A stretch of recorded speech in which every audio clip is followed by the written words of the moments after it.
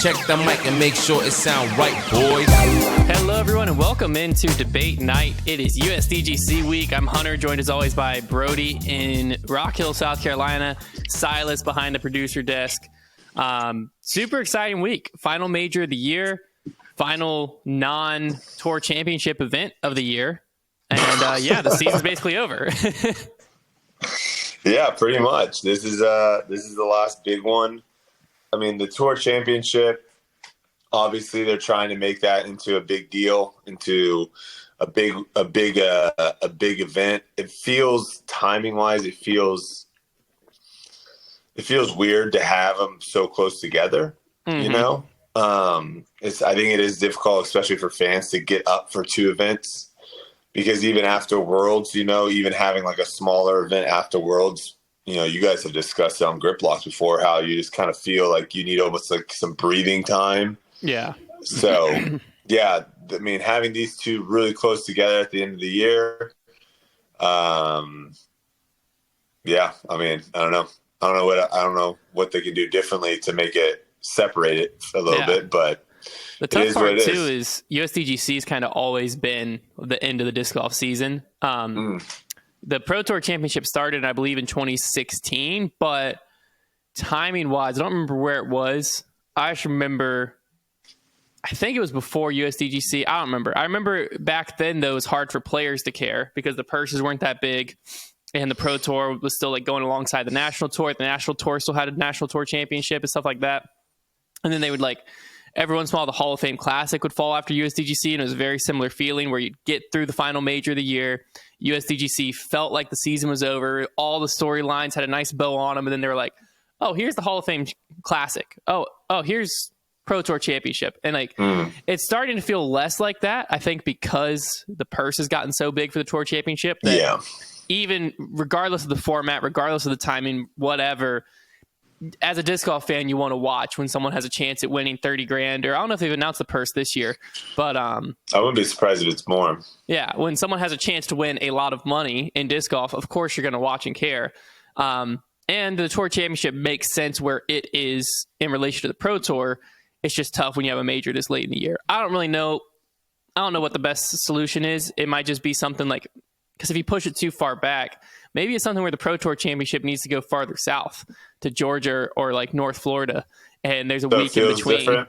Yeah, it feels something a little bit different. Yeah, well, so you get a little time in between, but if you get time in between, you stay in Charlotte, it might get a little chilly. Interesting. Yeah, I mean, it's definitely getting cold at nights here. That's for sure. I'll be the first to tell you that. But during the day, the weather is absolutely phenomenal. But today, I guess today we'll discuss some of the USDGC course changes. We'll discuss kind of some of my thoughts leading up to the tournament.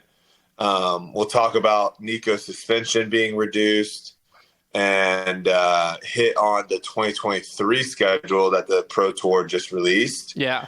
And then, Silas, maybe you can pull some comments from last podcast of maybe some people that disagreed or had something to say. And then, obviously, I think you want to challenge Silas's take a little bit on his thoughts on USDGC. I want to see if Silas knows why he made his take more than anything. Because we asked, let me give you a brief history of what happened off camera. Is Silas made the tweet. Trevor and he made the first tweet I kind of agree with. USDGC does have to move in the future. Yeah. But then he started coming after the history of the sport's irrelevant and all this stuff. And then I asked him, why does it need to move? And his answer was, and this is pretty close to a direct quote, but not exact. He said it needs to just be in a space that's bigger and more. Yeah. And he just said, yeah, he agreed with what I just said. And I was like, I don't think you know what you're saying. That defense sounds like someone who has no idea why they made the take. Well, it's like saying the Super Bowl. Silas, you're not coming through right now, I don't think. I think you're muted. When you talk, it doesn't go up. Check. Yeah, hey. Oh, now you can hear him. You can hear me now? Yeah, welcome to the show, Silas. Welcome to the show. Do you see yourself coming through? Okay. Hello. Anyway, Silas, you're saying. I definitely can hear you. Your mic was not hot. Oh, okay.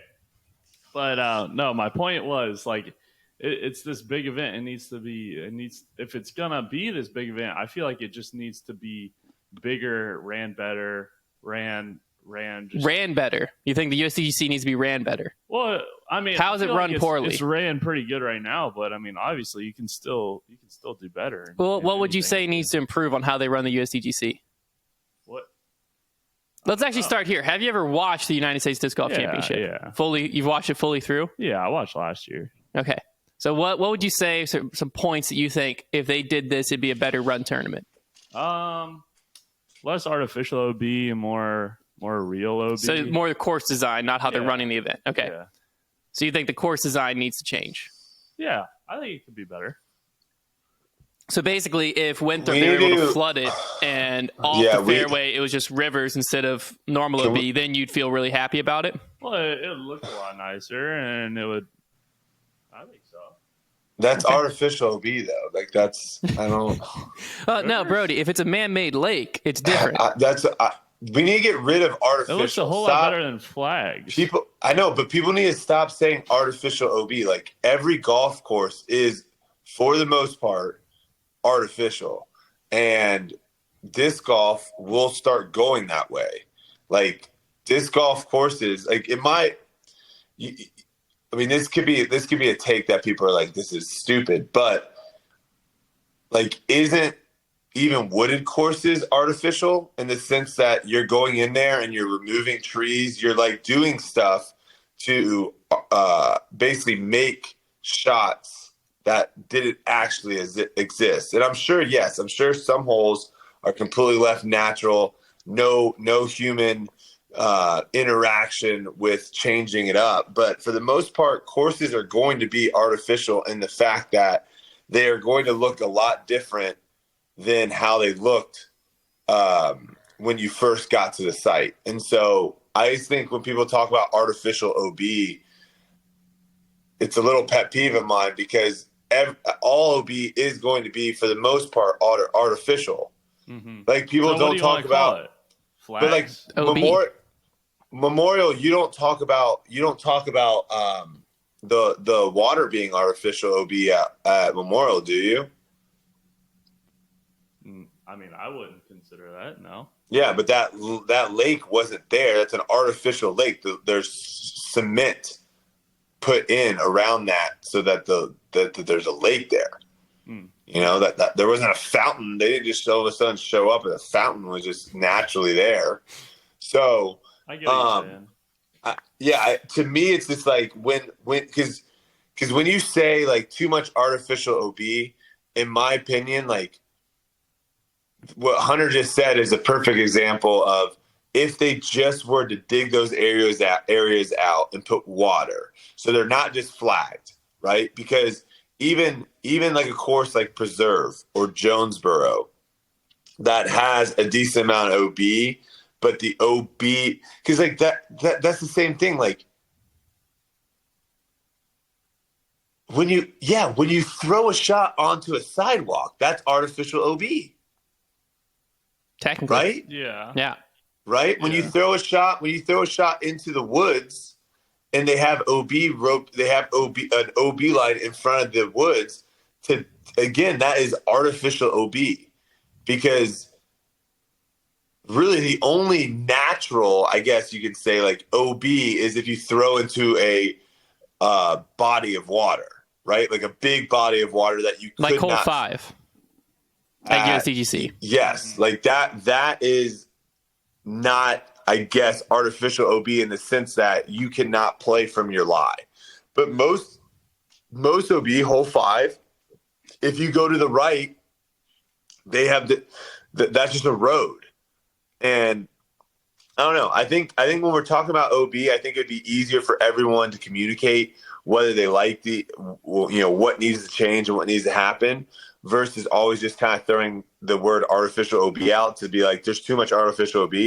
Like, let's discuss it, because if you take the OB out, the course becomes way too easy.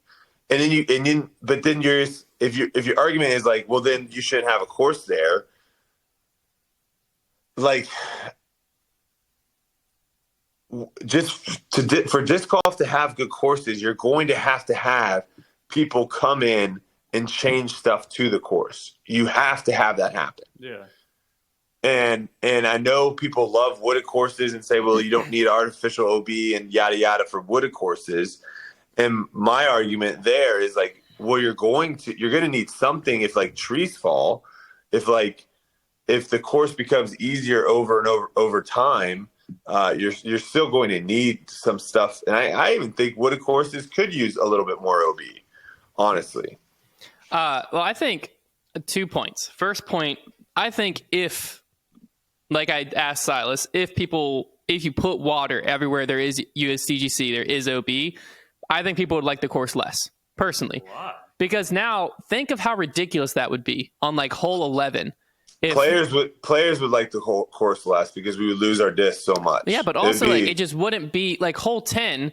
I feel like people aren't going for the eagle on hole 10 near as much if you're throwing over a lake versus you're throwing over a grassy field.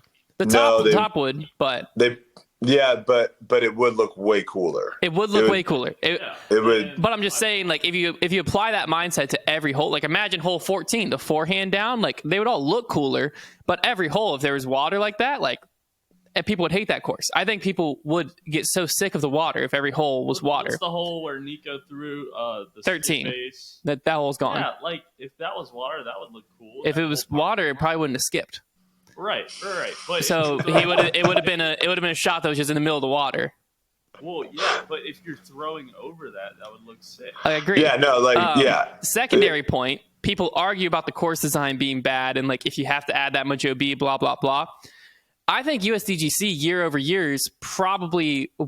I'd have to look at stats, but historically, it has to be one of the most exciting tournaments finish wise because every year going in. Which this year, this was true about pretty much every tournament. But years past, that hasn't been true. You had no idea who's going to win. Because with how much OB and how much it challenges people, a 5-stroke lead is nothing out there. Because it's such a demanding course. And that's the identity of this major. If USDGC does move, which I think it needs to in the future, I'll agree with that. If it does move, it has to keep that feel.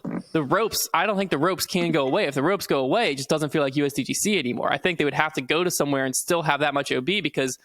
it's a really easy way to year over year tighten the course and adjust to the field. You can watch it, be like, oh, like they did this year. We can talk about the course design a little bit, but be like, oh, a lot of drives, like people are just bailing out here. It breaks this hole. It makes this hole too safe. Let's make that a hazard. Now you have to really be strategic. Am I laying up or am I going for it? Make decisions on the tee. If you just use natural, then like if there's not a pond there or if there's not water or a bush there, like that hole's just broken, period. And like, oh, you just can't use it. Put a bush literally think. Put a bush there. A bush. I thought you said a post. I was like, what, Silas? Put some mozzarella sticks over there, man.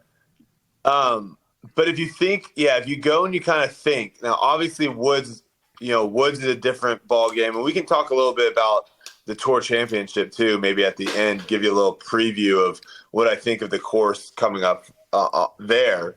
But obviously, Woods, you can make courses really, really difficult without out of bounds at all on a Woods course, right? You can just make lines really tight, and then and this is also another because like playing Maple Hill, for example, the scrambling at Maple Hill was. I don't want people to take this the wrong way. But the scrambling at Maple Hill might have been the easiest scrambling of any course we've played this year. That is considered like a wooded course. If you get off the fairway at Maple Hill, you still have a real good shot at getting up and down for par. If you get off the fairway at like Waco, that's tough. If you go off the fairway at like Champions Cup, some of the spots at Champions Cup, very, very difficult. Just the way that the woods and Maple Hill they were definitely spread out, and so you definitely had a lot of lines. It kind of reminded me a little bit of Brewster as well at GMC, where the rough was obviously it's still challenging. You're not trying to throw it into the woods, but if you got into the woods and you had a decent scramble game, you had a long list of tools that you could pull from and throw the next shot. It would give you a chance to get up and down. So like. The Woods has that going for them to create difficulty. What you're saying is like how the heck is disc golf one where we don't really have that much money to just throw into a course, Well, it's Innova. Right? Innova has that much money. No, I know, but in the grand scheme of things, it wouldn't make sense for Innova to like go out. It wouldn't make sense for Innova to like go out and try to find the perfect piece of property and spend whatever it costs to get that perfect piece of property, instead of like essentially like as much as we've talked and hyped up Eagles Crossing, like Eagles Crossing, they just found a property, right? And then they made it to what they wanted to make it. Does that make sense? Kind of. Yeah. More.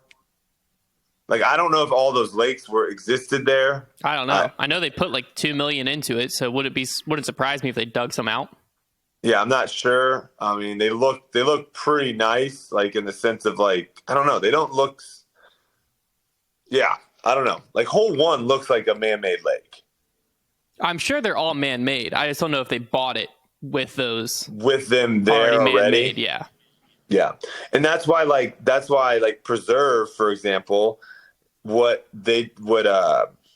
Kale did at Preserve makes a whole lot of sense, because he bought a property, and maybe that's the future of disc golf, is buying old golf courses that have gone out of business, because they've already done all the legwork of putting in, the bunkers, putting in the man-made lakes, putting in all that, and then you basically just try to figure out a way of designing a course around it. Because I'm sure that's not cheap. That's what happened at Marion, North Carolina, which is going to be a Silver Series there at North Cove. They did the same thing. Old golf course. They put 3 courses on it and made it a pay-to-play. That and it was gorgeous. It was Trevor's favorite course he's ever played. That sounds like the way to go, though. Silas, I do have to. That could be the way. Since we're talking kind of through Silas's takes, this is the one that I really, really got to question you on. You said, I don't care for the history that USDGC holds, but I respect those who do. Salute emoji, hashtag no hate, hashtag all love. a few things to pull out here. First, you poop on the event and put hashtag no hate. Like that covers it up. It doesn't.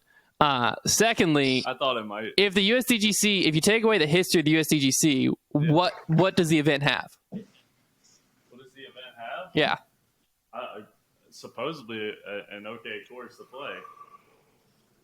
So you think that what makes USDGC is just the course? Well, I think it was. I mean, of course, yeah, and it's known for its matchups. It's known for its comebacks and everything. But nowadays, you got to come back. You got to come back. You got a new winner every single tournament. I think I would argue one of the bigger things that it was known for was the qualification process to get there. I would argue that's one of the biggest things.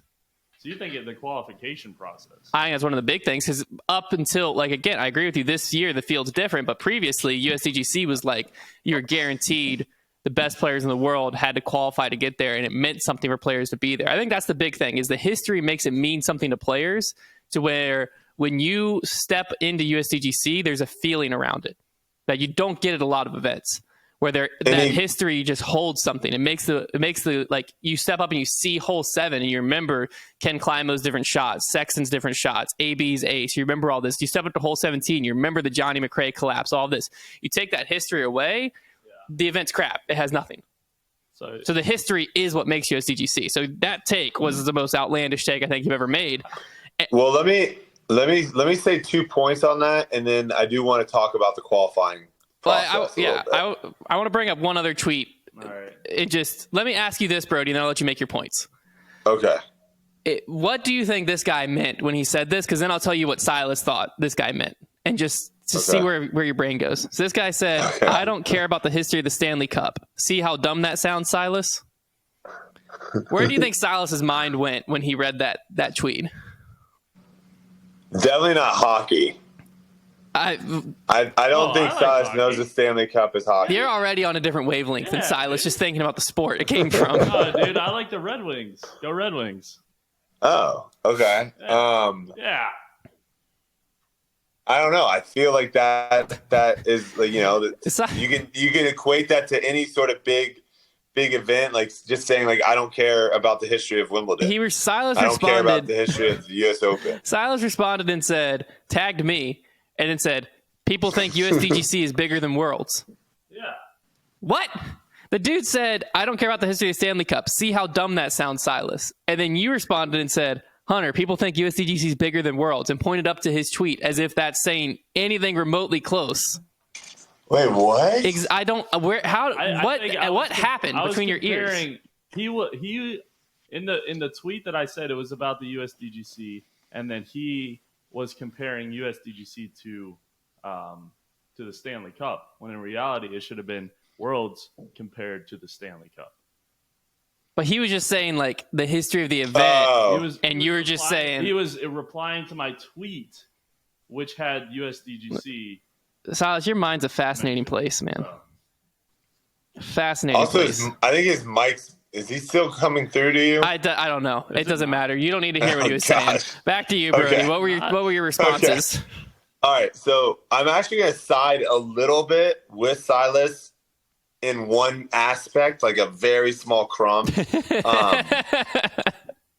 But I think what you were going with saying how the course is really exciting in the sense that you get exciting finishes and stuff. I just pulled up last year, and I'm just going to kind of read off the best score and the worst score for the top 5 from last year. So Paul won, shot a 62, but also shot a 55. Yeah. Kyle Klein shot a 64, but also shot a 56. Ricky shot a 57, also shot a 63. Drew shot a 57, also shot a 63. Sexton shot a 56, also shot a 65. So when we're talking about courses where, you're stepping up on the tee for the round, you don't know what the round's you don't know what the round's gonna hold for you. No, yeah. And there's some of these tournaments we play, we're like, all right, we're gonna get this hole, we're gonna get this hole, we're gonna get, and it's like, okay, we should probably shoot around 10 or 11 under, and maybe we play a little bad, and so we shoot 7 or 8, or maybe we play a little good and we shoot 13 or 14, but we're like kind of all right there. Where here you have people, they're shooting. Some of these people were shooting like 12 or 13 shots worse. Yeah, well, to me, I guess in my head, that plays into the history of USDGC. Like, that's part of what the event history is because of the OB. Because, like, that's the difference for most of it is, like, one day some breaks go your way and a disc that's inbounds, a disc that skips is inbounds. The next day that same skip happens in your OB because you're just throwing too wide or whatever. Just skipping off a parking lot doesn't look cool. Silas, I could not disagree more. I agree with what you're saying. Like professional, you can say it doesn't look professional. Sure, yeah, like it's cool that he. So cool. It's cool that he aced. It's cool that he aced. That's fine. Whatever. Who aced skipping off a parking lot? Didn't Nico ace? No, he's throwing for eagle. It's a par 5. Yeah. Oh, whatever. Know what you're talking about before you come after it. That shot. Okay. Or he skipped, whatever. I don't care. Anyway, it just looks so. It doesn't look good. It's off a parking lot. Okay, the next thing. I mean, you can't disagree. The course. No, I will agree. The course needs to move. But I think the reason people say the course needs to move, a lot of the aspects they need to bring with them. It looks like crap. They need to bring with them a lot of the OB aspects and stuff like that to keep the event the same. Yeah, like I wouldn't like hole 15, or hole 13, excuse me, the par 5 that we're talking about. Like if we were able to just kind of come down, pick up the course, lift it up, and then move it somewhere that doesn't have a school around it, like you obviously wouldn't want to put cement in the areas of where hole 13 is, and I don't think you'd probably want to put water either. But if you put like some sort of I don't know, dirt path or something that's more of a natural disc golf kind of vibe versus like the cement and grass kind of contrast, and then make that hazard or make that OB, you'd still get to skip off the dirt path, but you're not skipping off a parking. Yeah. So that's how I would do it. But The other thing I was going to say, and this is like the small crumb where Silas could maybe twist my words here and be like, see, I told you. But pulling into Winthrop for the first time this year, which was that yesterday or 2 days ago? You definitely start, and this is where like the history comes in, right? Is because I'm thinking about things of the past, especially like how my rounds went and how the championship was decided last year. You start thinking about how it's going to happen. You're driving in, you see hole 10 on your right, and you're like, oh man, that hole, like, am I going to go for it this year? Am I going to lay up? And then you keep going, and then you are driving past hole 16 on the right, and then you see hole 7, the triple Mandel hole, and then you're like, oh man, and then you get around the corner, and then you've got Winthrop ladies soccer practice. Boom. And you're like, oh, okay. So there is a little bit of that. Is that obstructing the course at all? No, Silas, stop. All right. Silas, I think you need to go. I think if Silas went to USDGC once, he's also not shooting plus 20. I think I take that back now. He's not. Especially now that I'm mad at Silas, I don't take it back. What am I shooting now? What do you think? If you went to the tournament, Silas, and you watched it on the grounds, I think you would take half these takes back. I don't know. I have a hard time believing that you would pull in and you wouldn't get giddy seeing hole 17 or like driving past hole 10 when you first get there. If it's a cool hole, it'd be like, oh, it's a cool hole. Nice. Gosh. There's something, I mean, I guess maybe it's just because I've watched disc golf. You have, and you've watched USDGC so many times, and that's been the tournament that really decides so many things for you. Like what? What does it decide for you, Silas? Excites you. Like you're just throwing words out there. What does it decide for me? Well, it made disc golf. It made disc golf exciting for you, a couple years ago. But nowadays, every single tournament is exciting, and there is a fight. You for need to watch this year's USDGC, and then tell me the same thing. I will watch it. Okay. It just has a different feel. There's very few tournaments. Majors matter. There's very few tournaments that you roll up to hole 17 and like a 3-stroke lead is like not over. Like that just doesn't exist that much in our sport. And USDGC, that's something that what I'm saying is like, I will agree, being on a college campus, that's not the best thing. But the course itself needs to stay very similarly whenever it does move. Because I believe they have a few-year contract. I think once the contract's up, it's got to move.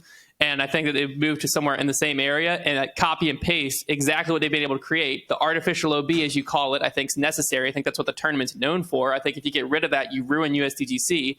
They need to recreate hole 17. They need to do stuff like that because what it creates is every year, no matter what happens at Worlds, no matter what happens at European Open, no matter what happens at the Pro Tour, none of that matters. It's going to be exciting at USDGC. We've been blessed this year and last year to have very exciting finishes throughout the entire season.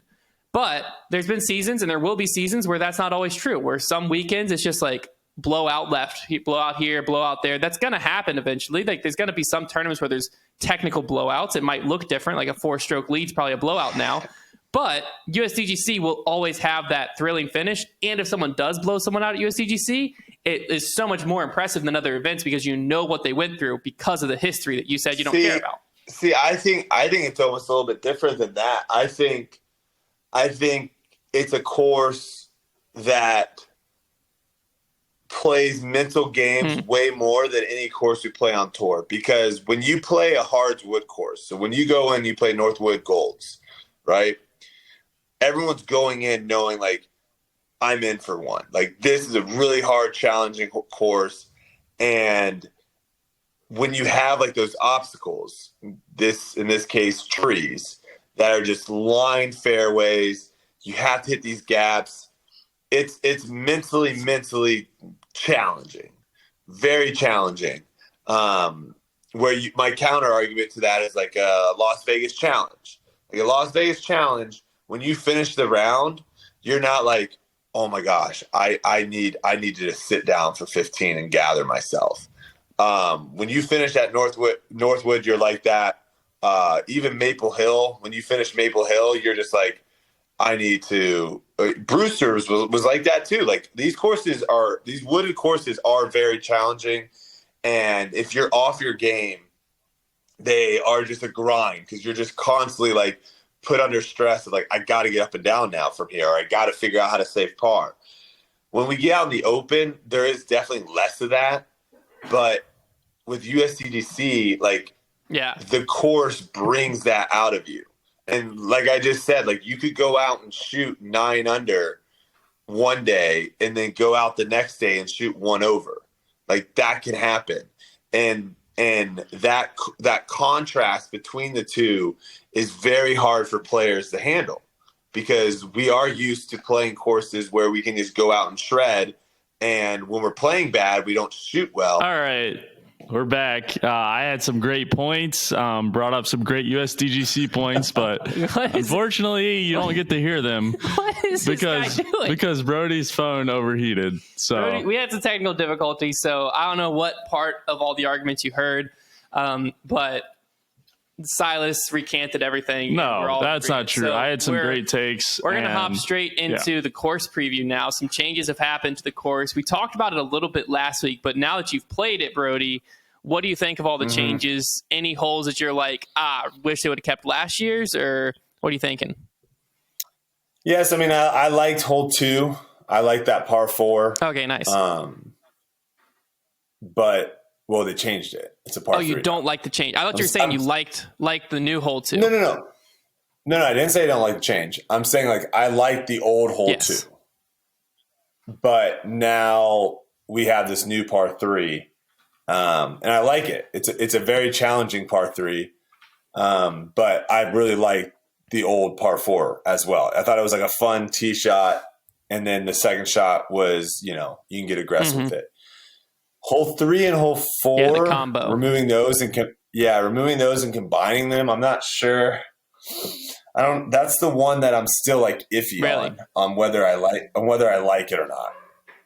Because I think hole 3 and hole 4 were good holes. Like hole 3 was a fun shot, challenging, like up high, down, like controlling the speed. I think looking at the caddy book, not being someone who played, I'd be curious to get your opinion on this. To me, it seems like the new hole is fine, the combination 3 to 4.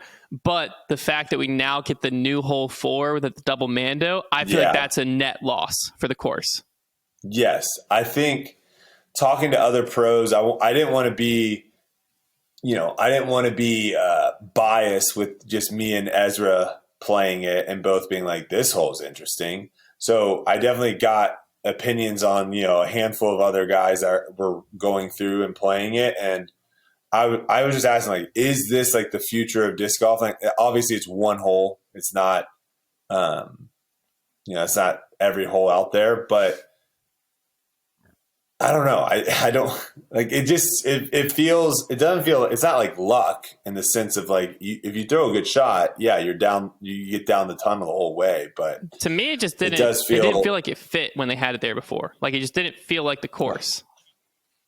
It's an interesting one. It's interesting. We'll see how people like it. Some people love here. And the thing is, people love tunnel shots. Yeah. So I will give them that. Like it is a fun thing to watch to see, can this player throw a shot through this tunnel 300 plus feet? But yeah, I think when you look at it that way, like we got rid of the par 3 and we added that par 3, and then we got rid of hole 4, par 4, and we got now hole 3's par 4. Like I think the old hole 3 and 4 trump the new hole 3 and new 4. So I agree with you there.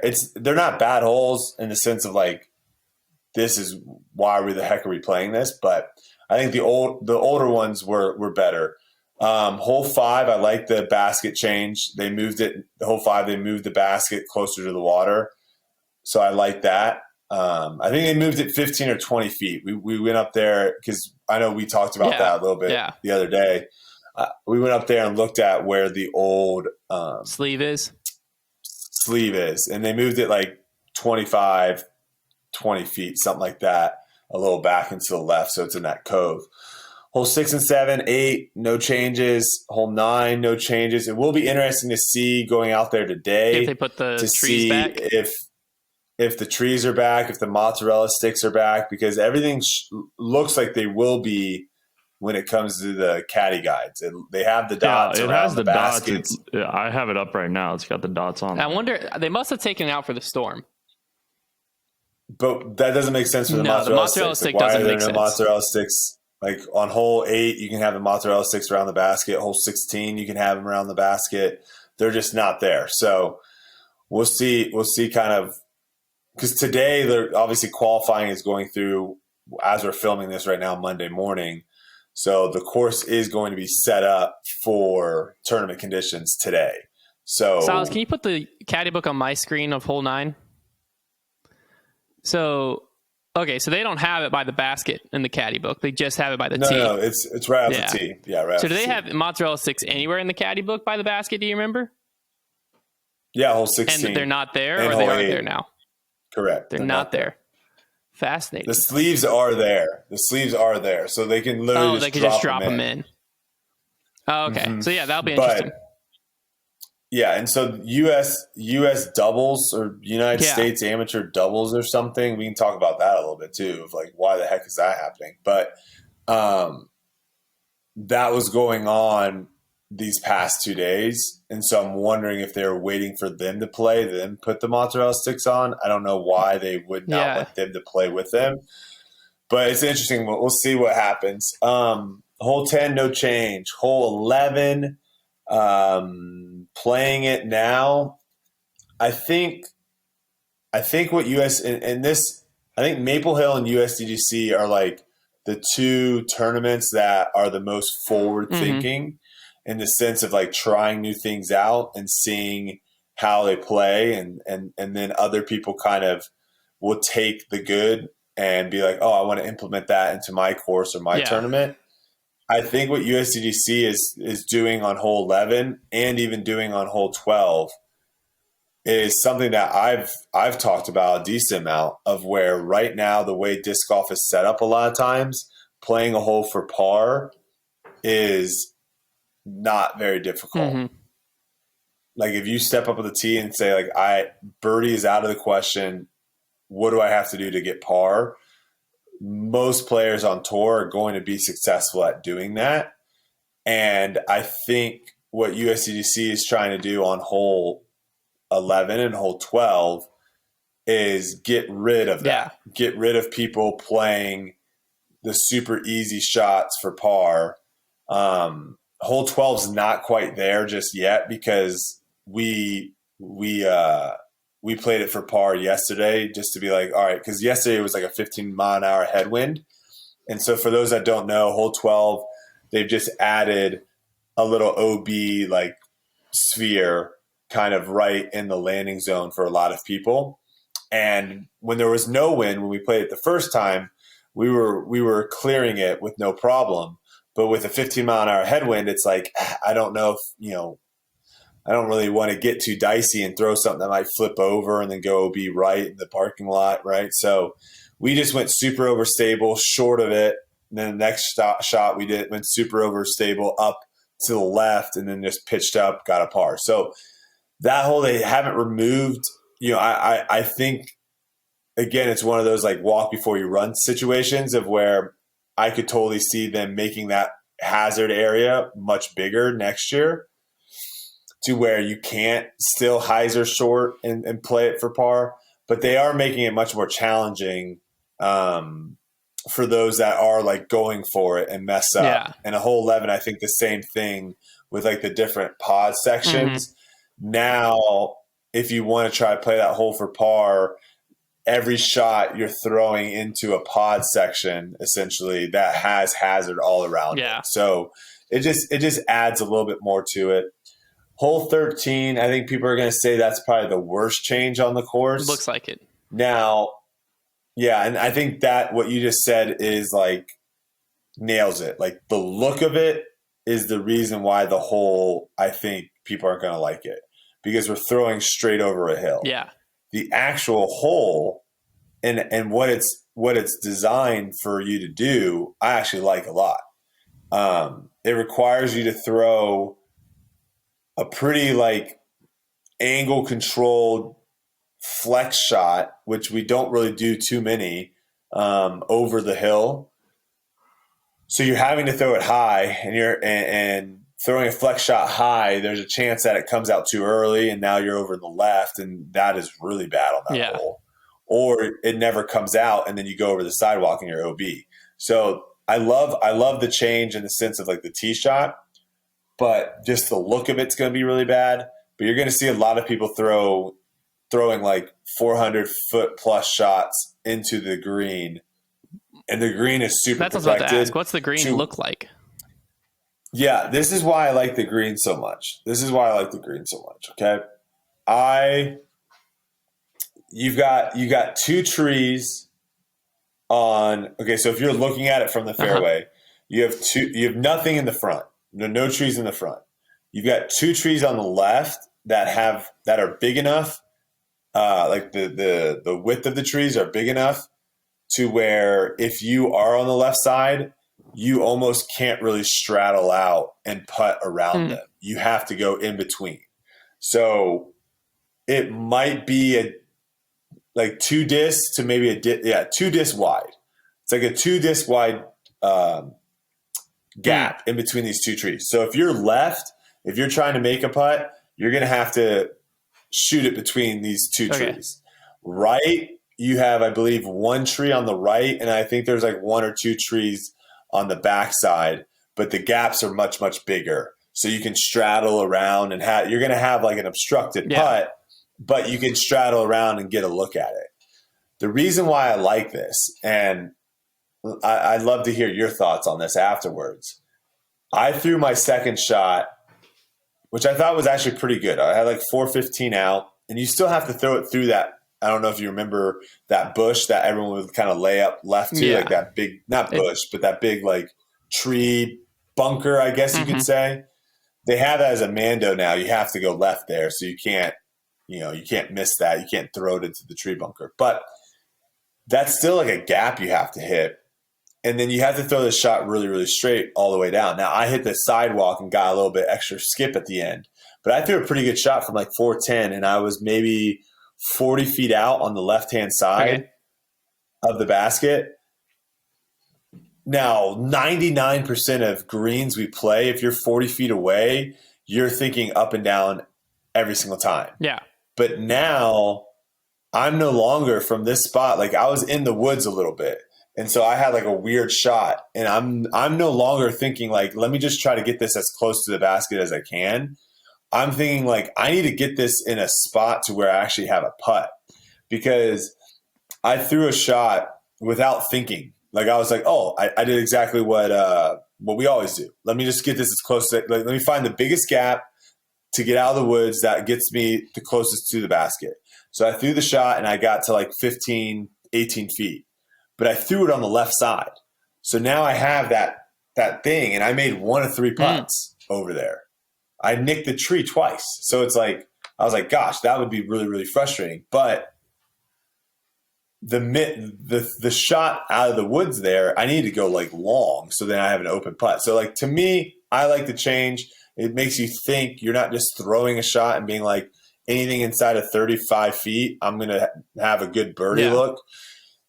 There's landing zones that you want to land in, and if you don't, it's going to be challenging. It might even be challenging to save par, even if you're in circle 2. If you push right, how close is that OB? It's pretty far. Like it's not something you're really thinking about? Okay. Yeah, it's outside of circle. You're not thinking about that. Yeah. The rest of the course, pretty much not really any changes, correct? That's the only change. 13's the last change. Now, it does look like, from pictures I'd seen and stuff, they're using rocks this year to define the OB everywhere. Don't love it. Love it. Love the aesthetics of it. Rock hill, rocks, that's cool. But for some of the holes, mainly hole 11, where you have like OB, no OB, OB, no OB, having like the different layers of rocks makes it kind of challenging to see where the in and the outs are, just because the rocks are so spread out. So, there's a good 15 feet in between the rocks. Yeah. So on a hole like hole 12, you're going to have no problem. Like you see a little circle down there with like 5 rocks making a circle. You're like, okay, that's the OB. Hole 11 is really the only time that I think rocks aren't enough. And they obviously did cut the grass this year, different length. So that definitely helps. But that one still is like one that you kind of have to play a couple times to be like, oh, okay, that's the landing zone. Gotcha. Makes sense. Yeah, I think that's the part that I think if they can solve will help the viewership drastically, where people at home, because like it is tough if you haven't been there. It's very hard to know. It's hard to visualize. Yeah, that's I think ropes. Yep. Ropes are the best solution they've had so far to it. But I think like hole 11, ropes, no ropes, however you mark it, you're not gonna be able to see it. People are gonna hate hole because 11. People are gonna hate hole 11. Here's what you could do. You're not gonna be able to tell what's in and what's out. You could do like college has the first down line. You could do something like that. Silas, you're asking for some big budget stuff. I agree. Oh That'd my be sick. gosh. That would be sick. The drone flyover, cut to the drone shot, and it's all like superimposed in there. OB, like little red splotches. That'd be sick, right? That would be. You know what's else? That's your project. You figure out how to have the Pro Tour do it for less than $500. Oh no, we couldn't do that. Give me a budget. I'll make anything. I just gave you a budget, $500. Oh, well, okay, that's not a budget. Yeah, hole 11.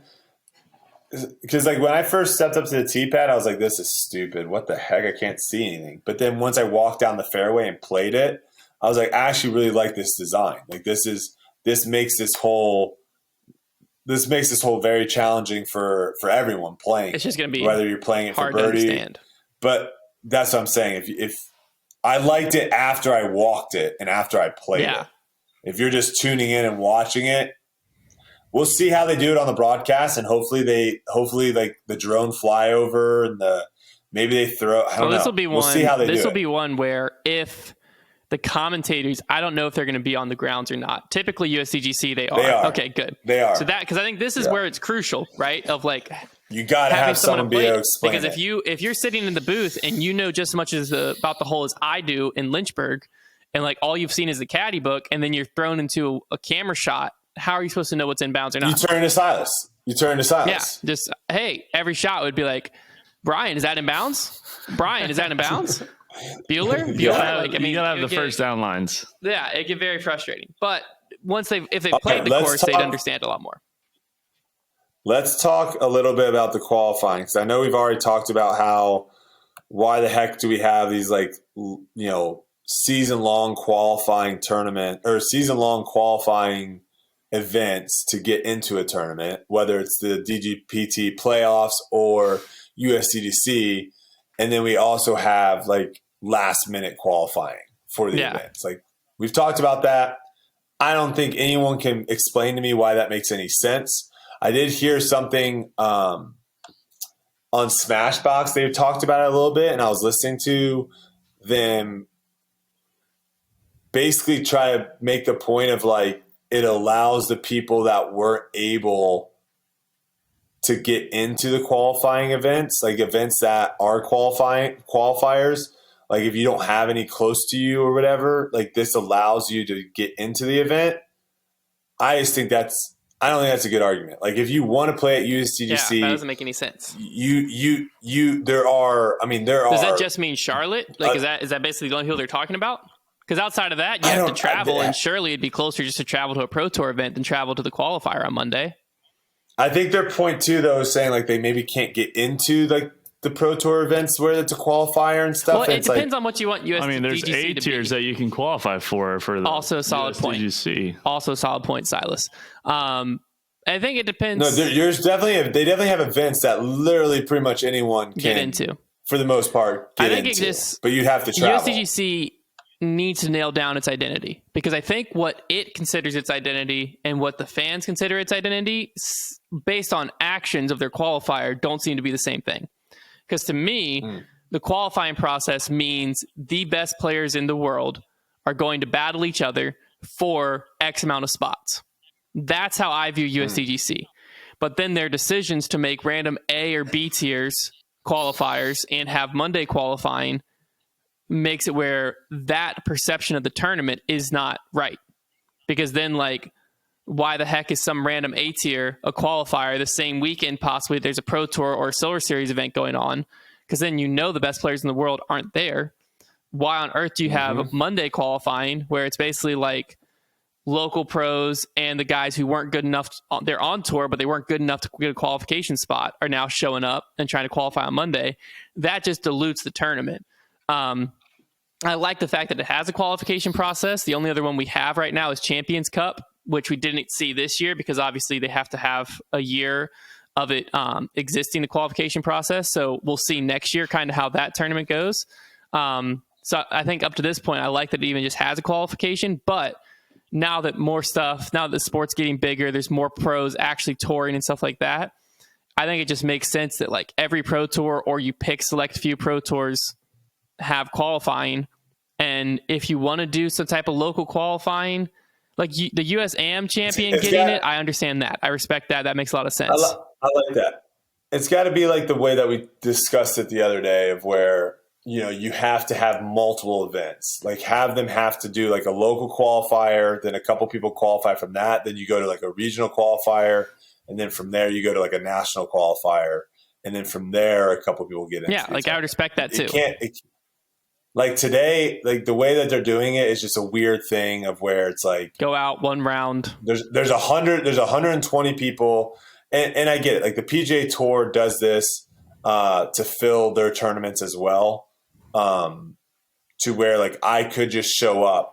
I don't need to have any sort of status. I could just show up, pay the money for a Monday qualifier at one of these events on the PGA Tour. Shoot a 64 because that's probably what you need to have. You need to shoot probably like a 8 under, 7 under or something because these qualifiers are ridiculous to get in. And then all of a sudden I'm in the event. But so like that does happen on the PGA Tour. That doesn't happen at majors. Ask. Could you do that at the Masters? That's essentially USDGC. No. You can't do that at the Masters. Now, like the US Open, like that, again, open, right? There's a reason why it's called the US Open. It's also the reason why it's called the Open, which is the British Open. Those all have like qualifying events to get in, but I think they aren't like one-day events. That's just my thing. Is like the one-day event doesn't really make sense. Not even one day; it's one round. Especially one round, yeah. But even having it the week of the event like doesn't really make too much sense for majors. I love it for like other disc golf Pro Tour events down the way, like when the only people that are getting into the event are like the people that have their tour cards and whatnot. And then you're just like, hey, we're going to open this up. And some people that aren't in the event because they lost their tour card or whatever, they can still qualify in the week of. I love that. But for a major, not a huge fan of it. And there's I think there's like over 120 people today trying to get in for like the 4 or 5 spots there are. So we'll see. And before we stop talking about USDGC a little bit and bounce, because I do want to talk about Nico's thing, and I do want to talk about the schedule for next year. This was a little chaotic yesterday. So, and again, I think it's okay. It's fine because, well, no, maybe not, because today it's gonna be chaotic too because of the qualifier. So we'll talk about this. The tournament starts on Thursday. Mm-hmm. Wednesday will be practice for just people in the tournament. Tuesday will be practice for just people in the tournament. So those are 2 good practice days. Monday, we're not going to be – I don't think we can start practicing until 3 o'clock. Oh, geez. Yesterday was supposed to be a full practice day for everyone, like even qualifiers too. So when you add up the qualifiers, that's like 120. I think for FPO – for the throw pink, I think they have like 8. So we'll just make that a round number like 130. And then I think there's close to 90 people or something in USDGC right now. Sounds about right. So let's just say over 200 people. You essentially yesterday, because of how they had to cancel the Friday event because of the hurricane, so they moved it back. So there was doubles on Saturday and there was doubles on Sunday. So they told us that we couldn't practice until after, I want to say 3 or 4 yesterday. It might have been 3. After 3, we could practice. There were 200 people that potentially were trying to practice after 3 o'clock. Jeez, yeah. So when we got to the tee, there were, I mean, it was a line of maybe 30 or 40 people. And there's a reason why tee times work and having gaps in between, because if you don't, then everyone just like piles on top of each other. And also you got to take into account too, when, like, if this is a good example, if Ezra, and then 2 other, like Garrett is another touring pro, and then we'll throw Tristan Tanner in there too, because these are guys that I normally practice with quite a bit. If us 4 had a practice round and we threw the same amount of shots, okay, as you, Connor, Trevor, and Silas, the time that our practice rounds would be very different. Mm-hmm. Even though we threw the same amount of shots, the time would be very different. So we were having a little bit of that as well with a lot of these, 100 plus qualifier people were all on the course. Are you saying the same amount of strokes, or you're saying like, oh, we're both throwing 3 shots off the tee? Yeah. Like off the tee. Yeah. Like we're not throwing 15 shots and you guys are just playing 1 shot. Like you're doing a normal practice. Yeah, our practice round would be way longer. Way longer. And so that was happening yesterday. So like, I think it was like a 4.5 hour practice round or something like that. So it's basically it is what dark it is. When you get to 18. There were a lot of groups that did not get a full practice round in yesterday. Yeah. That were like walking off 15 or whatever in the dark. So that is just I'm not complaining, because I still think having Monday or having half a Monday, having all day Tuesday, having all day Wednesday, I still think that's plenty of time to be prepared for the major. But it is an interesting thing also when you basically like eliminate the course because of like another event and the qualifier. I don't know. No. I definitely know there are some players that are probably upset. I'm sure during the press conference. I'm sure during the press conference we'll hear it from some of the players, because I mean people like showing up a week early and playing the course for a week. We also don't have tee times here, which I thought was interesting, because that's something that the Pro Tour does, and they've implemented to where we are now doing like tee times for practice. Oh, really? So that way you don't. When did that start? So that way you don't. This whole season we've been doing. No way. It. So you how does it work? You schedule it, or they tell you? They just have They have an Excel spreadsheet with 4 slots at all the different tee times, and once that, you just find an empty slot, put your name, and that really helps too. Like if you are onesome, you can jump in with 3 other people, so that way, because that's another thing that really slows down courses. And I've done it. I feel like everyone's done it before, of where for whatever reason, like they're just going out by themselves, right? And you're playing super fast compared to everyone else on this course. Am I still there? So it came out that the PDGA, I guess he put together an appeal, from what I understand. And his appeal must have been at least somewhat substantial, because his PDGA suspension was reduced to 6 months. So it's reduced by, according to the Ultra World article, it says reduced by 1/3. So I wonder if it removed his, okay, here we go. So the Nicolas Castro suspension from the PDGA event, this is from the Ultra World article, has been reduced from 9 months to 6 months following an appeal, according to an updated documentation on the PDGA website that was posted on Thursday. The original probation period of 15 months has been extended to 18 months. So his entire suspension plus probation period is the same, but he'll be able to come back and play 3 months earlier. The sentence reduction means LeCastro will be able to compete after February 8th, making him eligible to start the Pro Tour in Vegas. I think that's the decision that should have been made originally. It's a little bit confusing, and it kind of goes aligned with what we've seen from the PDGA previously, where they make a decision and then they like, oh shoot, people didn't like our decision. Let's change. Like when they gave Katrina Allen Player of the Year last year, and everyone was like, "That doesn't make any sense." And they came back gave Paige and Kat like co-Player of the Year, like a similar type. Imagine that happening in any other sport. That would cause chaos. Yeah. But like I think the suspension through the end of the year for Nico, I think that's where it should have landed originally. It still comes back to the PDGA and the Pro Tour should have separate suspensions policies and stuff, just because I like that. One goes for the whole sport and one goes just for the pros. So what Nico, like the suspension that Nico gets, I don't think should set the standard for if someone comes after someone at a local C tier, for instance, because like it's just two different things.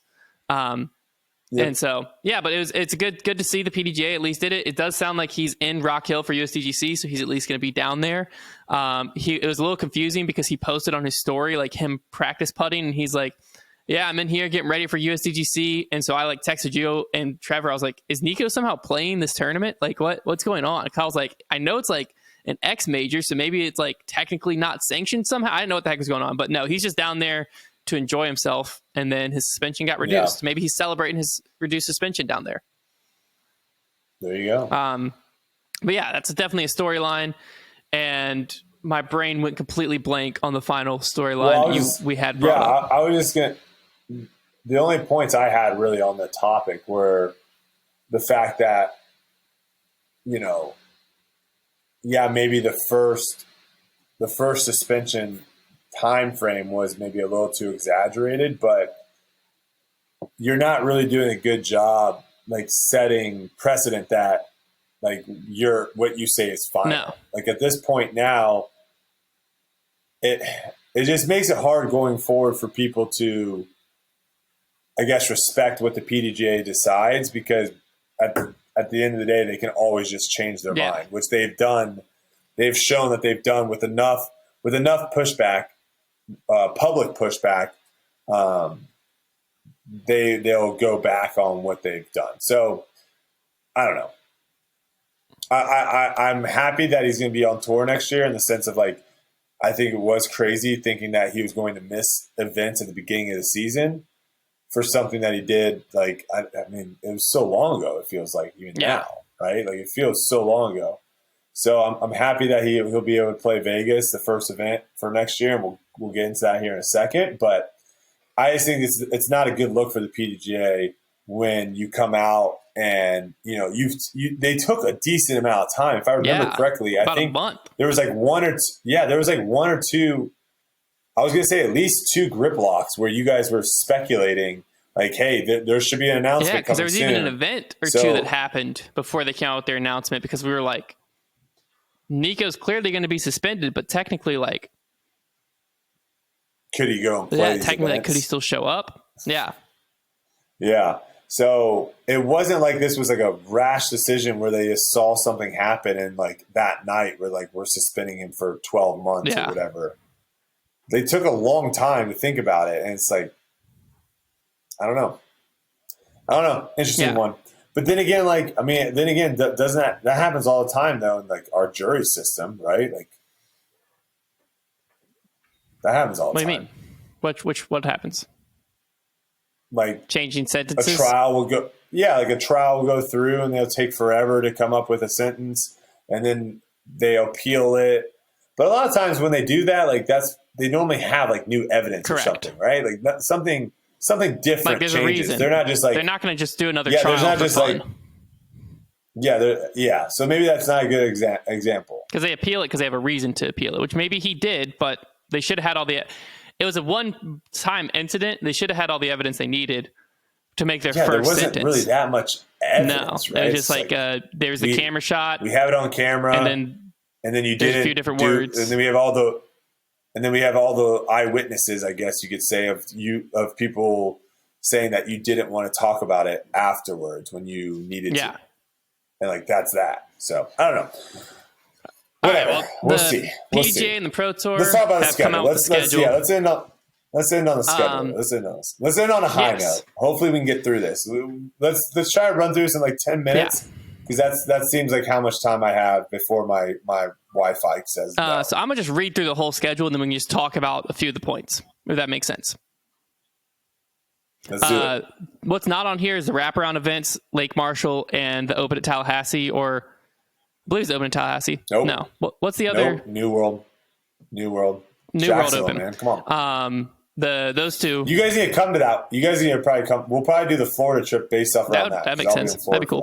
That makes a lot of sense. So those aren't on this schedule for some reason, but they are 2023 events. So the tour will kick off in Vegas, then head over to Waco. Then there's the first new event, the Open at Austin, which I believe is just a rebranding and slight move from the Open at Belton. Is that correct? Same tournament directors that ran the Belton, but completely different course. Obviously. And then Texas States was downgraded to a Silver Series. Music City Open was upgraded to Elite Series event. The Blue Ridge Championship is happening at North Cove. It's a Silver Series event. Very excited to watch pros play that. Champions Cup, first major of the year. Then they go over to Jonesboro, hit the West Coast swing from there. The OTB Open, the only event happening in California, period. Yeah. I was thinking Goat Hill might squeeze in again as a Silver Series. But no, didn't happen. Then you go up to Beaver State Fling, Silver Series. Then the Portland Open is the first Elite Plus event, which we'll talk about that because there's two of them. Head over to Preserve from there, then the DDO, then Des Moines. Then No. Preserve. No. After Portland is DDO. Preserve's later. Are you sure? Preserve's the end of June. Oh, they have it back on their graphic. They have them all flipped. They put Preserve ahead of Dynamic Disc. Fascinating. So it goes DDO, Des Moines, then Preserve. They have them flipped on their graphic. I was looking at dates. I was just reading the order they had it. Then it goes the International Swing with the Discmania Open, a Silver Series, the PCS Canada. Open. Yes, that is in Canada. PCS Open in Norway, and then European Open. Good to see they're doing that every year. That was something we were concerned about. Then you come back to the States at Ledgestone, next Elite Plus Series event, and then Idlewild, and then you start the playoffs now at D-Glow instead. This is weird. This is weird. Playoffs start at D-Glow, then a random Silver Series thrown in there. At weird. Rochester Flying Disc Open, then Worlds, which also isn't a playoff event. That's and weird. Then you go MVP, then U.S. Women's, then USDGC. So the U.S. Women's is basically going to happen back-to-back weekends because they'll have U.S. Women's and then throw Pink Women's the next weekend. So it's really going to be a battle next year. Then the Tour Championship. So the playoff's a mess, in my opinion. The end of the schedule. The end of the schedule is really bad. The end of the schedule is really bad. They need to have a major way earlier in the season. Yes. And then they need to have a major. I feel like Champions Cup's fine in April. I feel like that's early enough. But then they have a stretch of 1, 2, 3, 4, 5, 6, 7, 8, 9 tournaments in a row, and then another major, and then they go 1, 2 playoff, 1 major, playoff, major, playoff. In the span of about 2 months and a week, they'll have 3 majors. Because you'll have European Open at the end of July, then you'll have Worlds at the end of August, and then the first weekend of October is USDGC. The weird thing too with this one too, now that I'm looking at it, because I had other stuff to talk about, but now I want to talk about this. This is kind of weird. Like winning the World Championship is a really big deal. Yes. But I also think after being at Maple Hill, like winning that tournament is also massive. Yes, and they're back to back. So it's like you have a week in between with no event. Yeah, week off. I feel like you gotta let it breathe. I agree. Worlds needs a little breather after. That's why I liked. You gotta have a little breather. I liked the idea of it going Worlds, breather, playoff events start like they did this year. Issue this year was they did the Silver Series. I don't get the point of a Silver Series in the midst of playoffs. That doesn't make any sense to me. Count? Yeah, I asked them about it because I said, what's the thought process on a Silver Series in the midst of the playoffs? Couldn't that cause someone who made the cut to the next event get jumped or something? And they said, Pro Worlds is also after D-Glow, and the U.S. Women's was between Worlds and USDGC, which made the playoff schedule tricky. More details to come soon, but the field reductions plan to start for MVP. Deaglo will have more points in purse and other events and won't be droppable as a playoff event. So they're basically saying it's like you're not going to have to make it to Deaglo. Like Deaglo is just going to be an event, but it's going to have more points since it's a playoff event. Well, everyone's going to go. Yeah. The thing that's going to be interesting is you've got – whoa, okay. I'm looking at these dates now. If you go to Rochester Flying Disc Open, you have 2 days before Worlds. Yes. At 2 courses. Yes. And you have to get from who's going to Western New York up to the Northeast. No one should, but if you're on the bubble of a play-in, well, it's probably smarter just to go to Worlds because you can get so many points at Worlds. The playoffs need to just be the playoffs. Like, why the heck are we throwing all these tournaments in between the playoffs? It doesn't make any sense. If we're trying to do cuts and stuff, why start the playoffs at Deaglo? The playoffs don't start at Deaglo. Deaglo is pointless. Deaglo is just an elite series. Why call it a playoff event? That doesn't make any sense. I don't understand what they're doing. The Worlds technically starts That's the what I'm playoffs. Saying. I think they just won in 3 playoff events, and so they're like, oh, we got to start it at Deaglo because we're replacing GC with Worlds. Ready for this? You could theoretically not qualify for Deaglo. Mm-hmm. Okay? And win Worlds and qualify for Maple Hill. That's what I was asking them. Same with Rochester Flying Disc Open. Like, you could be on the bubble. Well, there's not enough points, really. But if someone was right on the bubble and won Rochester, same thing could happen. No, because Deaglo's going to let in like 80 people. Well, no, according to them, the cuts won't start happening until MVP. That's what I'm saying. Oh, wait, they're not. Anyone can go to Deaglo? Field reduction is planned to start for MVP. Deaglo will have more points in purse and other events and won't be droppable as a playoff event. So it's basically pointless to be a playoff event. Oh my God. It's an Elite Plus event. Exactly. Well, but do the Plus events have more points? I don't think they have more points. That was my secondary question. Yes. Are you sure? Yeah. They no. just have, Yes. I read they just had more coverage and a bigger purse. And I was like, and you can't, why are we separating? Well, playoff events you can't yeah, drop. That's the only thing that Deaglo, to me, more points and you can't drop was the only reason Deaglo's a playoff event. Bigger purses, additional media, elevated spectator experiences. Similar to the playoffs, Elite Plus events will be a 4-round tournament with a cut round 3 and will deliver more DGPT points. So you do get more points. So then why not just make Deaglo a plus event? Why call it a playoff event? Because I don't think you can drop. Is that the only reason? I think you can still drop an Elite Plus. Yeah, they don't say anything about not being able to drop it. So that's the only difference. Other than that, it's the exact same. So that's kind of doesn't make any sense to me. I don't like it. So I feel like the Pro Tour is not in control of the schedule still. Is when I'm looking at it, I feel like they're just not in control at all. I don't think they are because it doesn't make any sense. That's the only thing I can think of. Also, like, why?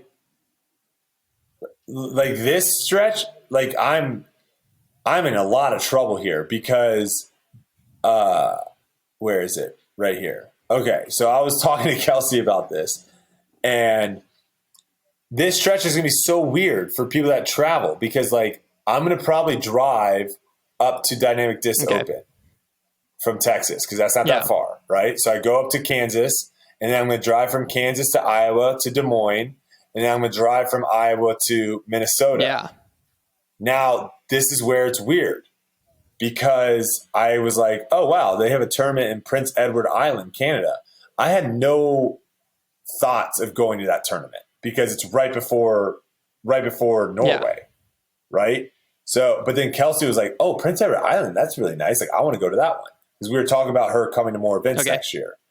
And I'm like, gosh dang it. Like, okay, do I have to go to that event now because Kelsey wants to go to that event? Maybe. But then, like, okay, so what do? Do I leave my car in Minnesota and then fly to Canada and then fly from Canada to Norway and then Norway to Finland, and then Finland back to Minnesota, and then drive to Illinois? Like, wouldn't it make more sense to do Kansas, Iowa, Minnesota, Illinois, Kentucky, Michigan? Like, knock all those out. So we're done with like the Midwest. And then go Europe, and then come back for Worlds at, but that's also. When people are driving event weird, to event, and then you add a European stretch in where people have to fly, it's never going to make it's never going to make sense because people are going to have to fly back to somewhere. Either you're going to have to drive to where, like, your two options were you'd have to drive basically to Illinois, fly out of Illinois to Canada, then to Europe, and then fly back into Illinois and have your car there, or fly back to Minnesota and make the drive after. It just seems like it seems like all those are pretty close together. It makes sense to just kind of knock those all out together and then go to Europe. But then if you do that, then you're basically playing the European Open and coming back and playing the World Championship. Yeah, pretty much. So interesting. I also heard like rumors that we were going to start in Florida. That would have been sick. I heard those rumors. Maybe next. I feel like that's a future maybe plan. 2024. I feel like that's a future plan. Maybe, yeah. So let's go. All2 World did a really good job too of like breaking down the schedule. So if you want to like have a better breakdown of kind of what the schedule's looking like, we'll just run through kind of what they have. So the four new events this year, you have the Open at Austin. We kind of talked about that a little bit already. I think bringing it to Austin makes a lot of sense. I think the drive from Austin to Belton, even though it's not a terribly long one, it's still long enough to where you might not have people want to do that every day. I think now that it's in Austin, from what I've heard, is a really good disc golf scene. I think that event is going to have a lot of spectators. Belton honestly had a lot of spectators for it being out kind of in the middle of nowhere. So I'm excited for that one. I don't actually know what course they're playing it at. The thing that I don't like about it is they're saying that the dates are the same dates as South by Southwest. That's going to be an absolute nightmare. What's South by Southwest? For those that don't know what South by Southwest is, a massive music. Oh, it's like a music festival going on in Austin? /film festival. Yeah, the Pro Tour did not Getting think a hotel about is going to be I think they wanted. Maybe they wanted there at the same time? It sounded like they thought that was a good idea. I don't know if that's a good idea. It's going to be That's like 1 year. It's not going to be fun. 1 year. It's not going to be fun. College Nationals, which was in like North Augusta, didn't think and put it the same weekend as the Masters. And you could like no, that was this year. That was this year. No. That was this year. It was Champions Cup a week after. Oh, Champions Cup. No. Yeah, Champions Cup. No, Champions. We had College Nationals. It was they thought. Okay, you're talking about they something thought different. They put College Nationals. It used to be in North Augusta, so it was the same place as Champions Cup. Same area. They thought they had done it the week after the Masters, but what happened was it was the first time in history or something where the LPGA Tour came to Augusta and played. And so everyone went to book hotels and there was no hotel. So you had to stay like 40 minutes away. And it was just like, we got to be looking at what else is going on in the area because you have a collegiate major. Luckily, it was just collegiate major. Luckily, it wasn't a pro tour or something, but that could be a situation in Austin. I remember I had like a really crappy hotel because there wasn't anything available, and it was like $160 a night for like a crappy hotel that you would normally spend like $50 or $60 at. So we'll see. I just from a personal experience, nothing worse than going somewhere on vacation and realizing something that you weren't going there for. Like, it's one thing if you are like, oh yeah, we're going here for this. It's another thing when you go somewhere on vacation and then there's some huge thing going on that you have no interest in. It just makes your vacation way worse. You have to like wait in line at restaurants every time. Transportation sucks. We'll see how this goes. We talked a little bit about North Cove Blue Ridge Championship. I like the sound of it. I know we had a tour, the Blue Ridge Tour. Sounded sick. Now there's a Blue Ridge Championships. Sounds sick. Really excited for that one. Discmania Open, $40,000 added cash to a Silver Series. silver event. They want us to get rid of series. series because I think that was confusing people. So silver events, elite events. But Prince Edward Island, that sounds. Kelsey said it's nice, so who knows? And then the forgotten child, I think, of 2023 is going to be the Rochester Flying Disc Yes, Open. absolutely. I don't think anyone's going to care about that tournament. This is no hate towards Rochester or the community or anyone that's putting the tournament on. They got screwed because you're literally right before Worlds at 2 courses that you need practice on, 2 courses that are in the middle of nowhere, so it takes a while to get there. And also just the way that the dates line up, like I don't think anyone that has any interest in being competitive at Worlds is going to be like, yeah, let me play in this event, travel however long it's going to take me to get to Vermont, and then have maybe a day and a half to get ready for Worlds. We'll see what happens. I could be completely wrong, but I don't know. And even if it is an incredible event, you literally have Worlds the next week, so everyone's going to forget about it. I can confirm that Prince Edward County is very nice. Prince Edward Island. He looked up pictures. Prince Edward, yeah. Island. Okay. Okay, so now you got Music City. This makes sense. Music City, silver event last year is now an elite event this year. Makes a lot of sense because they are on land that they can do whatever they want with, is what it kind of feels like. So I'm sure the Pro Tour, I'm sure, came in and said, hey, this needs to change this for you guys to be an elite. And they did it. So also the people that were running that tournament really, really care about that tournament. Not saying that others don't, but you could feel like they were willing to put in the effort and time and do whatever they need to get it to the elite status. So congrats on that to those people. It was also a great tournament, and it's in Nashville. Another really good big city tournament that's like next to a big city. I like it. PCS Sula Open. That is now an elite event. I think you're going to have. It's going to be an interesting one because, again, it kind of like it made sense last year to where the European Open kind of stood out a little bit more, in my opinion, because very few people went to that event last year. So the European Open was like, oh, everyone's here. We'll see how that plays next year because everyone's now going to be at both events for the most part. Obviously, Europe, you're still going to have some people that don't travel, but I think all the big names are going to be at both events. But with them being in different countries, though, I think that's good, right? Like, no, I agree. Expanding a little bit. Texas State got downgraded, the only event to get downgraded, better than dropped. Yes. So that's a plus. But I don't think the experiment that they had at Tyler out there, I don't think it worked. Clearly, it didn't work. And now we're moving from pretty much in the middle of nowhere to Houston. So we'll see how close we are to Houston. Because sometimes, we say we live in Dallas and, it takes us an hour to get downtown. So do we really live in Dallas? But I'm excited to play out in Houston. Never played out in Houston before. Have you? You probably never played out in Houston. I played where they played last year. It's the only place I've played outside of Dallas.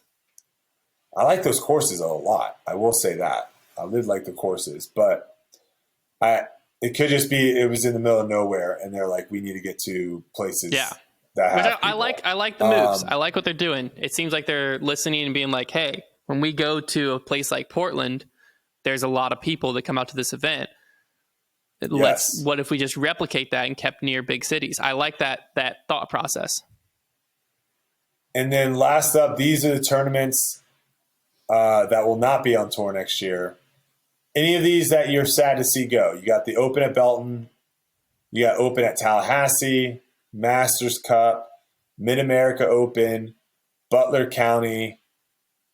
I mean, 2 of these stand out to me right away of where it's like the OGs are going to be really upset. Masters Cup, I mean, people know how I stand on it.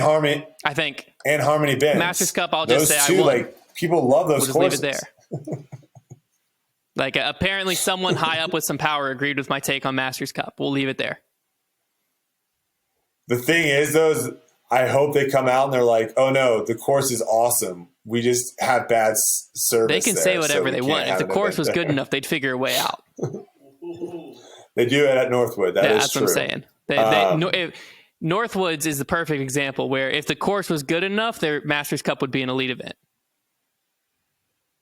The ones that I'm sad for a little bit is probably the Open at Tallahassee and Butler, because it's like you could tell that those were either like filler events and the Pro Tour knew well, like going into it, like you guys are only going to be on tour 1 year and you're out, or they're like, hey, we'll test these out and see how they go. And I could see the Open at Tallahassee coming back in some form. Coming back maybe for the Florida swing. Because you're going to have a Florida swing. So, like, Throw Down the Mountain, I think, is an obvious one they'll probably end up putting on there. Open at Tallahassee could be something. New World, they'll see how it goes this year. But I do think, like, with the major being over here in April in the Southeast, and with how much disc golf goes on in the Southeast, I think it does make sense. Like, start Southeast, go to Texas, go to California, go to the Northwest, come back the Midwest, up to the Northeast, and then back down and finish. Like, that circle makes sense if you're just looking at a map. So we'll see. We'll definitely see. That's for sure. But that's it. And then the last thing I want to say is I think what they're doing with the Elite Plus is this is like, you know, the Pro Tour has shown to do this, of where they don't take drastic action and just completely, you know, flip it upside down. And everyone's like, oh my God, what the heck? They slowly roll stuff out. I think this is what eventually all elite events are going to be like. They're all going to be 4-round events with cuts. Yeah. But if they went from not doing that to doing that right away, I think people would freak out. So they're just kind of doing it a couple events, seeing how it goes. But I think eventually every elite event is going – and I think even we're going to get away with like the word elite and silver. Like I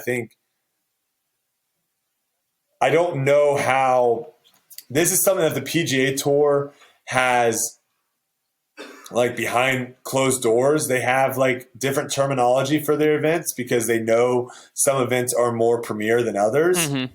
But they don't promote them that way, because when you think about it, when you promote something as a silver event, the weight of that drops, not just to spectators and fans, but also to advertisers.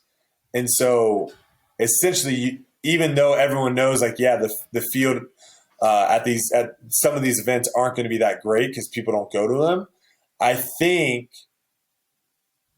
it makes sense to eventually have 20 events on tour, let's say, and have them all be considered the same events, because then that's just easier to sell to advertisers, right? Like, well, how I always thought it's gonna be hard to it's gonna be hard to hype up a silver event. How I always thought about it, am I not wrong there? I fully agree, because I think I always say silver events aren't real. Like, they don't really mean anything in the grand scheme. Well, yeah, like you don't even count the wins. You don't even count people's wins. That's, I mean, I don't think. I think they matter more than that. But like in the grand scheme of things, I don't consider it. Because I always picture the silver events being what eventually is the qualifying tour, if you will, for the what are now elite events. That's how I always pictured it. Because I think eventually, like the tour card, they switched from calling it tour passes to calling them tour cards. Why would you do that unless you eventually plan on actually using tour cards? And I think once that happens, you need a way for people to get tour cards. And in my mind, silver events make sense for that. So that's how I always pictured it, why they're keeping them separate. But I agree, like the Elite Plus event versus the Elite event, like if that continues, that doesn't make much sense. Of like, okay, yeah, these are all elite events, but like the Elite Plus, like you said, that happens on the PGA Tour. Like there's some tour events where you know everyone's at every year, and then there's some tour events like what was going on right now, the Sanderson Farm Championship or something. Yeah. Correct me if I'm wrong, I don't really feel like many people are there that I've heard of. I just saw it on TV as I was scrolling through. I was like, oh, there's a golf event going on right now. So like that kind of happens, but like it's still, as far as I know, a tour event. So I could see like those events happening, but I think the silver events would almost turn into like the Corn Ferry Tour or whatever it's called now. It's definitely interesting because I get why they have to make the distinction between the two, because they are so drastically different. But just from a business side, I think you eventually want to make it to where you can one, like sell all your tournaments on the same grounds, but also you can build a tournament. It doesn't have to go from a silver to elite. Like you're trying to make them all great tournaments, and some are going to naturally get bigger than others. Yeah. Right? Does that make sense? I don't know. Because I know the big thing right now too, I guess on the Pro Tour side of silver events is no live coverage, right? Like that on their side, that's like the big distinction is like, that at a silver event, you're not going to get the live coverage until the final day. So I don't know. We'll see. But it's exciting to look at. That's for sure. I'll be at pretty much, I think, as far as it goes, like I'm not going to go to Lake Marshall because, me and Trevor have business to deal with in Vegas. But I will go to New World because that's like literally in my backyard. And then I think I'm going to go to probably every Elite Series event. I don't see one of where it's like, I'm not going to go to that. So I'll go to every Elite Series event. And then when it comes to Silver Series, I'll probably do the same thing of where like I stack heavy early. So I'll probably do Texas States. I'll probably do Blue Ridge. I'll probably do Beaver State Fling because I'm gonna be out there already. So why not? So I'll probably stack those early, and then I'll have New World too. So that'll be 4 Silver Series already done after May, and then that gives me the option of like not going to Discmania Open and not going to Rochester. Yeah. Is that all? Wait, how many Silver Series events are there? I don't know. 7? Does that make? Did I count that Last right? year there was 8, 1, I think. 2, 3, 4, 5, 6. Yeah, there's only 7. So one less. So I potentially do 5 Silver Series events, 4 Silver Series events and miss out on 3. That sounds about right. Well, there you have it. And I might go to the Discmania Open because Silas said it looks nice. Yeah, that's true. That's true.